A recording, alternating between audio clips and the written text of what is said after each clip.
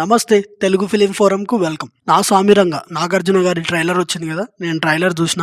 మీరు కూడా చూడకపోతే చూసొచ్చి మళ్ళీ ఈ వీడియోలు చూడండి. ట్రైలర్ అయితే బాగుంది, ట్రైలర్ కట్టింగ్ కూడా అవన్నీ బాగున్నాయి. సో మొత్తానికైతే పండగకు వచ్చే సినిమా లానే ఉంది. సో దీంట్లో పాజిటివ్స్ ఉన్నాయి, నెగిటివ్స్ ఉన్నాయి, అవన్నీ మాట్లాడుకుందాం. ఫస్ట్ ఈ సినిమా నా సామిరంగా సినిమా పొరింజు మరియం జోష్ అనే మలయాళీ సినిమాకు రీమేక్. అయితే ఈ సినిమా 2019లో మలయాళంలో రిలీజ్ అయి సూపర్ డూపర్ హిట్ అయింది. అక్కడ 100 రోజులు ఆడిన సినిమాగా 2019లో 5th మూవీ ఇది. సో మంచి హిట్ అయింది సినిమా. ఈ పీరియాడిక్ డ్రామాను మలయాళీలు మంచిగా ఆదరించారు. సో అదే సినిమాను రీమేక్ గా నా సామిరంగా అనే పేరుతోని screenplay cum direction cum choreographer Vijay Binni ఈ సినిమాకు ఇన్ని రోల్స్ తీసుకొని సినిమాను తెరకెక్కించాను. అయితే పొరింజు మరియం జోష్ అనే సినిమా సేమ్ దసరా సినిమాను పోలి ఉంటది. సేమ్ అంటే సేమ్ కాకపోయినా అట్లీస్ట్ అట్లాంటి ప్లాట్ లోనే ఉంటది. బట్ లాస్ట్ కి వచ్చే ఎమోషనల్ గా ట్విస్ట్ బాగుంటది. కొన్ని ట్విస్టులు ఎమోషన్స్ లాస్ట్ కి ఒక హై పీక్స్ లెవెల్ కి తీసుకపోతాయి. సో అందుకే ఈ సినిమా అక్కడ మలయాళంలో సూపర్ డూపర్ హిట్ అయింది. సో దాన్నే తీసుకొని రీమేక్ చేసినారు. కానీ ఇక్కడ నాకు ఒక డౌట్,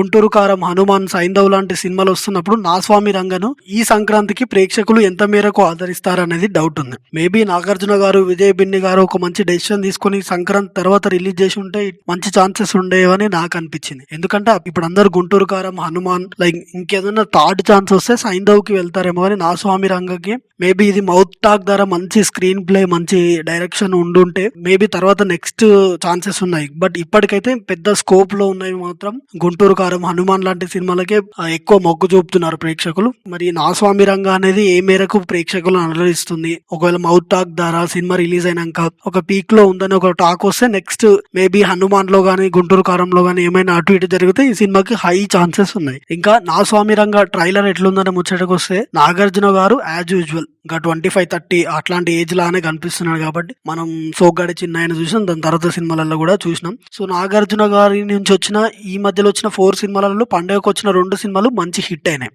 కాబట్టి ఈ సినిమాను కూడా అంత లైట్ తీసుకోవడానికి లేదు. మేబీ ఈ సినిమాను కూడా మంచి ప్రేక్షకులు ఆదరిస్తారు. ఎందుకంటే మేబీ అని ఎందుకు చెప్తున్నానంటే పండుగకు వచ్చే సినిమాలు అన్ని చాలా పెద్దగా ఉన్నాయి, హై ఎక్స్పెక్టేషన్స్ తోని గుంటూరు కారం అవన్నీ వస్తున్నాయి కాబట్టి వాటికి ఎక్కువ ఛాన్సెస్ ఉన్నాయి. ఇంకా ట్రైలర్ లో నాగార్జున గారు వేరే మాస్ గా మస్తు లెవెల్ లో కనిపించిండు, రాకుంది. ఇంకా నాగార్జున గారితో పాటు అల్లరి నరేష్ గారు, ఇది రాజ్ తరుణ్ గారు నటించారు. మొత్తం మంచి మంచి క్యాస్ట్ అయితే మంచిగా తీసుకున్నాడు. నాగార్జున గారు, అల్లరి నరేష్ గారి కాంబినేషన్ బాగానే వర్కౌట్ అవుతుంది ట్రైలర్ చూస్తుంటే మాత్రం. ఇంకా రాజ్ తరుణ్ గారు ఒక డిఫరెంట్ వేరియేషన్ క్యారెక్టర్ లో కనిపించిండు. సో ఇక్కడ రాజ్ తరుణ్ చూస్తే బాగా అనిపించింది. ఈ సినిమా నటులు చాలా మంది ఉన్నారు. సో ట్రైలర్ మొత్తం కామెడీగా సాగి దాని తర్వాత డైరెక్ట్ ఇంటెన్స్ ఒక హై డ్రామా పార్ట్కి వెళ్ళినట్టు అనిపించింది, ఫైట్స్ అవి ఇవన్నీ.